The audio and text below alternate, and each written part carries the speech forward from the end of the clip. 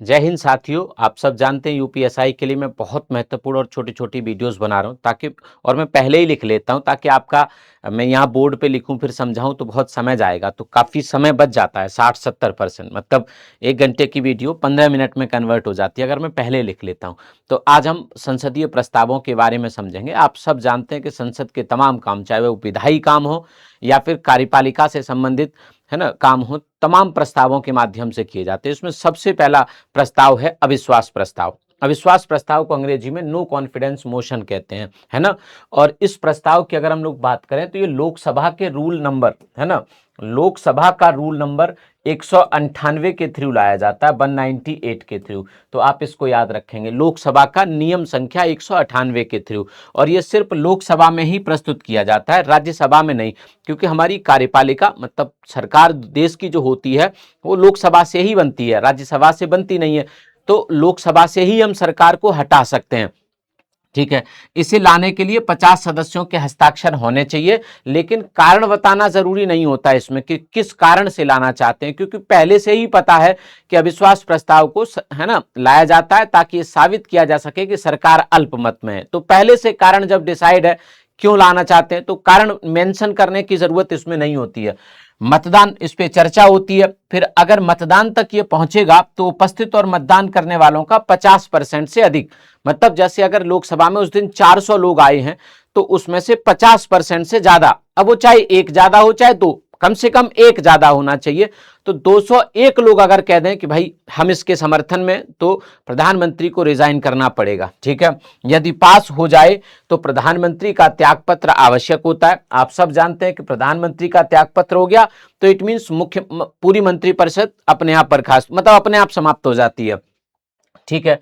अब अगर पहली बार बात करें तो 1963 में आया था नेहरू जी के खिलाफ, है ना। 1963 में नेहरू सरकार के खिलाफ लाए थे जब भारत और चाइना का युद्ध हुआ। भारत को इस युद्ध में नकारात्मक परिणाम देखने को मिले, तो आचार्य कृपलानी नेहरू जी के खिलाफ इसको लेकर आए थे, हालांकि वो पास नहीं हुआ था और समाप्त हो गया। सर पहली बार कब पास हुआ, मतलब पहली बार अविश्वास प्रस्ताव के कारण सरकार कब गिरी, है ना, इसका कुछ इंपैक्ट दिखा। तो यह अविश्वास प्रस्ताव था जो 1979 में मोरारजी सरकार के खिलाफ आया था, है ना। इसके माध्यम से सरकार गिर गई थी। हालांकि याद रखना कि यहां मतदान की नौबत आई नहीं थी, अविश्वास प्रस्ताव को सदन में पेश किया गया, चर्चा की शुरुआत हुई। मोरारजी देसाई को लग गया कि भैया मेरे पास मेजोरिटी है नहीं, उन्होंने वोटिंग होने से पहले ही अपना रिजाइन कर दिया, अपना इस्तीफा राष्ट्रपति को सौंप दिया। तो वोटिंग की जरूरत नहीं पड़ी, लेकिन सरकार तो अविश्वास प्रस्ताव के कारण ही गिर गई। तो पहली सरकार 1979 में मोरारजी देसाई की सरकार गिरी थी अविश्वास प्रस्ताव से। आप इस बात को याद रखेंगे। सबसे ज्यादा इंदिरा गांधी जी के खिलाफ लाए गए थे, कुल 15 बार। लाल बहादुर शास्त्री के खिलाफ भी आए थे 3 बार, आप याद रखेंगे। तो इंदिरा गांधी जी के खिलाफ 15 बार लाए गए थे, एक बार भी पास नहीं हुआ। सबसे नवीनतम आया है 2023 में नरेंद्र मोदी जी के विरुद्ध, और आपको बता दूं नरेंद्र मोदी जी के खिलाफ 2 बार आ चुका है, एक बार 2019 में और एक बार 2023 में, दोनों ही बार विफल रहा है, पास नहीं हो पाया, ठीक है।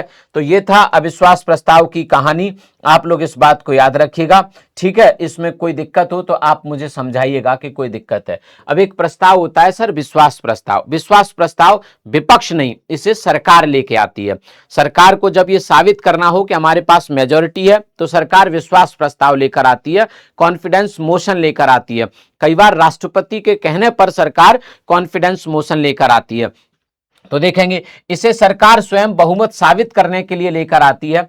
अब तक विश्वास प्रस्ताव के कारण जो गिरी हुई मतलब जो सरकारें गिर गई, जैसे बीपी सिंह साहब को कहा गया कि आप दिखाइए आपके पास मेजोरिटी है, इन्होंने कहा ठीक है हम लेके आते हैं, तो ये कॉन्फिडेंस मोशन लाए लेकिन बहुमत साबित नहीं कर पाए और इन्हें रिजाइन करना पड़ गया। फिर इनके बाद एचडी देवगौड़ा साहब भी 1997 में लेकर आए, ये भी बहुमत साबित नहीं कर पाए और इनकी सरकार चली गई। अटल बिहारी साहब अक्टूबर 1999 में लेकर आए, लेकिन एक वोट से सरकार गिर गई, मतलब एक वोट कम पड़ गया और एक वोट से सरकार चली गई थी, सिर्फ एक वोट से, है ना। तो आप इस बात को याद रखिएगा। विश्वास प्रस्ताव के बारे में मैंने आपको समझा दिया है। अब एक बड़ा इंपॉर्टेंट है स्थगन प्रस्ताव, एडजॉर्न मोशन। एडजॉर्न मोशन को लेकर आया जाता है जब कोई तथ्यात्मक, निश्चित या अत्यंत महत्वपूर्ण, अविलंबनीय विषय हो जिस पर चर्चा करना बहुत जरूरी है। जैसे आज मेरे ख्याल से लोकसभा में चर्चा भी चल रही है मिडिल ईस्ट के युद्ध को लेकर, तो यही प्रस्ताव लाया गया था, है ना। तो ये विषय तथ्यात्मक, निश्चित व अत्यंत महत्वपूर्ण अगर होता है तो संसद के सदस्य इसके लिए प्रस्ताव दे सकते हैं, और ये केवल लोकसभा में लाया जाता है। लोकसभा में रूल है 55, 56, 57, 58, 61। तो ये 4 रूल नंबर हैं, इनके थ्रू, है ना, जैसे 56 के थ्रू इसे पेश किया जाता है, 57, 58, 61, तो ये 4 रूल्स हैं इसके लिए, और इसे केवल लोकसभा में ला सकते हैं, राज्यसभा में नहीं, है ना। और 50 सदस्यों का समर्थन जरूरी है, पहले ही 50 सदस्यों के हस्ताक्षर होने चाहिए। अगर इसे स्वीकार कर लिया गया तो 4 मतलब कम से कम 2.5 घंटे की चर्चा इस पे जरूरी होती है, कम से कम 2.5 घंटे की चर्चा, और 4 बजे के बाद ये चर्चा इस पे शुरू होती है कई बार, है ना। तो मैंने आपको शर्तें बताई कि विषय तथ्यात्मक, निश्चित और अत्यंत महत्वपूर्ण होना चाहिए, किसी हालिया घटना पर आधारित होना चाहिए, पुराना नहीं होना चाहिए। रूल नंबर आपके सामने लिखा है ना। इसके माध्यम से, है ना, इस पे चर्चा के बाद मतदान हो सकता है, लेकिन सरकार नहीं गिरती है। सरकार की निंदा की जा सकती है स्थगन प्रस्ताव के माध्यम से, ठीक है। चलिए, तो एक ये है। दूसरा, ध्यानाकर्षण प्रस्ताव, call attention motion. Call attention motion सिर्फ लोकसभा नहीं, हम इसे लोकसभा या राज्यसभा दोनों में ला सकते हैं। लोकसभा में लाएंगे तो नियम संख्या 197, राज्यसभा की नियम संख्या 180 के थ्रू, ठीक है। अगर इसे स्वीकार कर लिया जाता है, इसमें न्यूनतम सदस्यों की संख्या नहीं है, आप फिर से बता देता हूं, इसमें कोई न्यूनतम सदस्यों की संख्या नहीं होती है ना, ध्यानाकर्षण में। लेकिन अगर इसे स्वीकार कर लिया गया तो प्रश्नकाल के तुरंत बाद, जो शून्यकाल वाला समय होता है, वहां इसकी चर्चा होती है। एक बैठक में एक ही ध्यानाकर्षण प्रस्ताव लाया जा सकता है, एक सदस्य पूरे सत्र में, जैसे बजट सत्र है ना, और आप संसद के सदस्य हैं, तो आप 2 ही बार ऐसे प्रस्ताव दे सकते हैं या 2 नोटिस दे सकते हैं सिर्फ। तो एक व्यक्ति पूरे सत्र में सिर्फ 2 नोटिस दे सकता है इसके, आप लोग इसको भी याद रखेंगे, है ना। तो ध्यानाकर्षण प्रस्ताव मैंने आपको बताया 1954 से 1954 से इसकी शुरुआत हुई थी, आप इसको भी याद रखेंगे, है ना। तो ये चीजें थी जो आपको मैंने समझाई। अब कुछ बच्चों को सर कंफ्यूजन है कटौती प्रस्ताव में। तो कटौती प्रस्ताव क्या होते हैं? ये आमतौर पर, है ना, लोकसभा में अनुदान मांगों पर चर्चा के दौरान लाए जाते हैं, ठीक है। जैसे इसमें 3 प्रकार की कटौती होती है। नीतिगत कटौती, मांग की राशि को घटाकर 1 रुपए करना, इसे नीतिगत, इसमें 1 रुपए करना होता है मांग की राशि, है ना, तो इसे नीतिगत कटौती कहते हैं। आर्थिक कटौती, इसमें मांग की राशि में से एक निश्चित राशि कम करना होता है, आप इसको याद रखेंगे। उसी प्रकार टोकन कटौती में मैंने कई बार क्लास में भी बताया, इसमें 100 रुपए की कटौती की जाती है। तो टोकन कट जो होता है उसमें 100 रुपए, है ना, पॉलिसी कट जो होता है उसमें 1 रुपए, और आर्थिक कटौती उसमें एक निश्चित राशि होती है, डिसाइड नहीं है पहले से, ये तभी डिसाइड होगा। तो ये कुछ कटौती प्रस्ताव हैं, तो आप लोग इनको याद रखेंगे, है ना। ये बड़ा इंपॉर्टेंट प्रस्ताव मैंने बताए। और इसके बाद महाभियोग प्रस्ताव आप लोग जानते ही हैं, मैं महाभियोग प्रस्ताव को भी थोड़ा समझा देता हूं। महाभियोग प्रस्ताव हमेशा, है ना, राष्ट्रपति के खिलाफ लाया जाता है। ये संवैधानिक प्रस्ताव है और इसकी चर्चा भारत के संविधान के आर्टिकल 61 में है प्रक्रिया, है ना। इसे लोकसभा राज्यसभा में ला सकते हैं, बट ये है कि लोकसभा में ला रहे हैं तो 1/4 सदस्यों के पहले सिग्नेचर, या राज्यसभा में ला रहे हैं तो भी 1/4 सदस्यों के पहले ही सिग्नेचर होने चाहिए, ठीक है। ये लाया जाता है अगर भारत के राष्ट्रपति संविधान का उल्लंघन करते हैं तो संविधान का उल्लंघन करने पर लाया जाता है ना। इसे सदन की कुल संख्या के 2/3, सदन की कुल संख्या, है ना, यहां उपस्थित और मतदान करने वालों का 2/3 नहीं, सदन की कुल संख्या के 2/3 बहुमत से इसे पारित करना होता है। अगर दोनों सदनों से पारित हो गया तो राष्ट्रपति को रिजाइन करना पड़ता है।